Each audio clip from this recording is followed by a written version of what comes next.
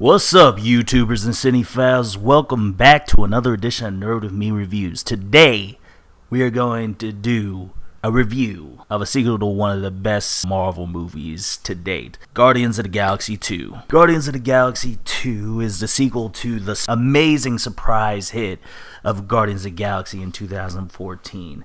I mean, nobody saw it coming, especially for myself. I didn't see it coming. I've heard of Guardians of the Galaxy as a comic book, but only in passing, never really checked it out as one of those maybe C-level type of comic book series, as opposed to Iron Man or the Avengers, Justice League, Superman, Batman, so on and so forth, Incredible Hulk, X-Men, all that. So I didn't know what to expect with this, especially with James Gunn, who to me at the time before Guardians of the Galaxy, I thought he was okay. Especially as a writer, pretty good. I liked his rendition of a reimagining of Dawn of the Dead, which is Zack Snyder's better works, that and 300. But he also did a few other movies where I was just that's okay, it's quirky, but it's not really, I wasn't impressed by it. Like Slither, I thought it was a nice little film, funny, interesting send-up of old school monster blob type of horror films or whatnot with a comedy twists on it. But it was okay to me. And he did other things that I was just oh, okay, yeah, he wrote that, alright, that's cool. And he directed a few things, and Super was pretty decent, I guess, but it was very, I don't know, it just wasn't really my cup of tea, whatever. But man, when I saw the first Guardians, I was just blown away. All the characters were great, intriguing, and hilarious. And James Gunn's quirky, off-the-wall sensibilities really bled through in the greatest way imaginable. Plus, the fact that you have Chris Pratt. When you see him, you're oh, okay, he's basically Han Solo in this film.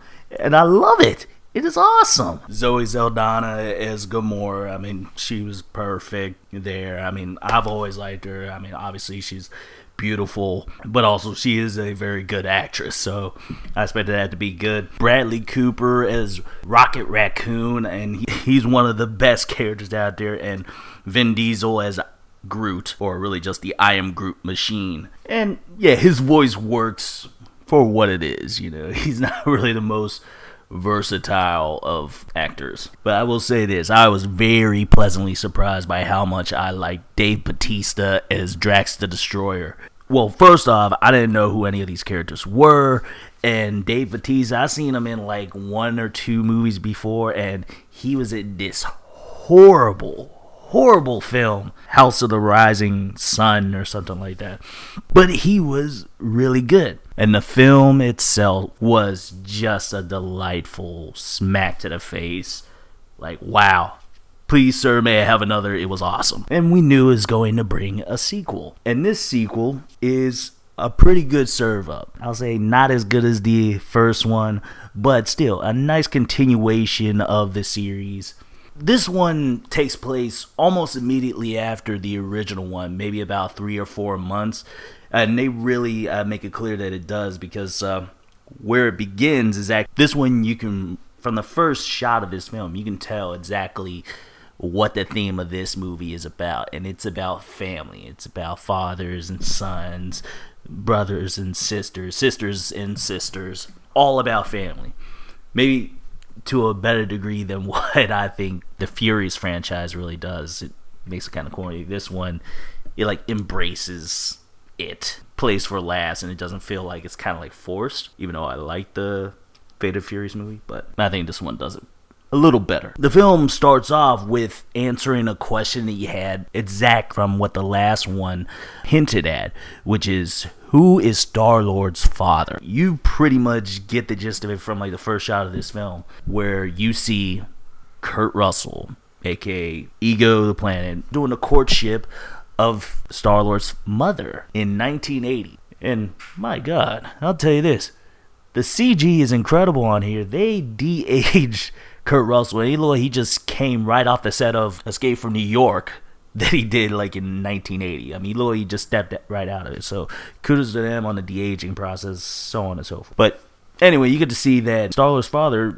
told Star-Lord's mother everything about him from the jump. You know, she knows that he's an alien. She knows that he came here and on a spaceship, what have you. Then we're thrown into the present day. It says it's 2014, so that was like a little confusing. I'm like, oh, okay, so there's your indicator that it's rightly after what happened in the first one. From here on, it's just like, go, all right? The Guardians are working together as a team, and it looks like everything's going as well as it could be with all their conflicting personalities. Drax is all straight ahead, go in for the kill. Meanwhile, you got Gamora and Star-Lord who actually kind of have a plan, and then Rocket is just, you know, just going ballistic over here with all his gadgets and so on and so forth. And then you got Groot, who basically, you remember from the first one, he's been fine, you know, he's now just a little sprinkling now.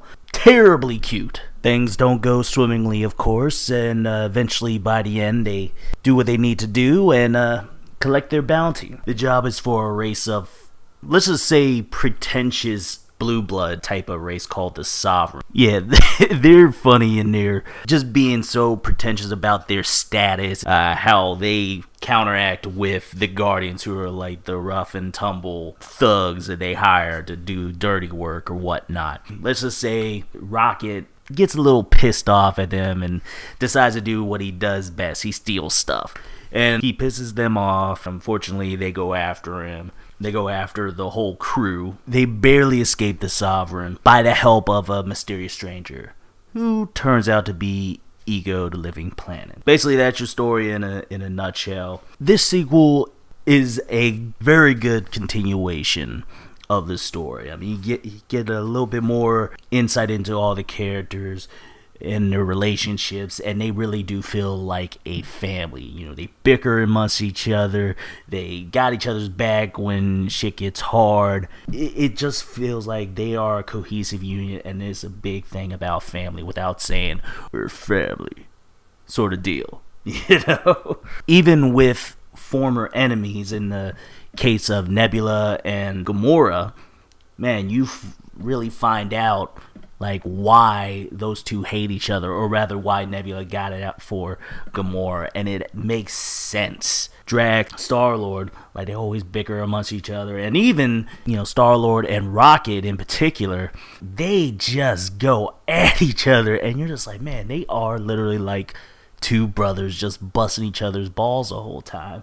At some points, it does get a little bit cartoonish, like a little bit, you know, just go over that little line where it's like, all right, dial it back. But it isn't that bad. And what you find out about Star-Lord and Kurt Russell, who plays Ego as his father, you're just like, wow, okay, that makes sense. So, but you know, there is some portions in this movie where you kind of feel like it's a little too long. Like they probably could have shaved off about like 5 or 10 minutes of the movie, and it would have worked just fine. There's some portions in there you're just like, okay, it's kind of like dragging now a little bit, but not too much. And that's like my main gripe about it. The soundtrack that they use, the tracks that they use are great, incredible. It actually has a lot or less songs that they use from like old school classic rock tunes, but it's still as effective as the first one. But you know what the real surprise in this film is the fact that Yondu became such an endearing character than he was in the first one. And he actually has some of the best lines in the whole movie.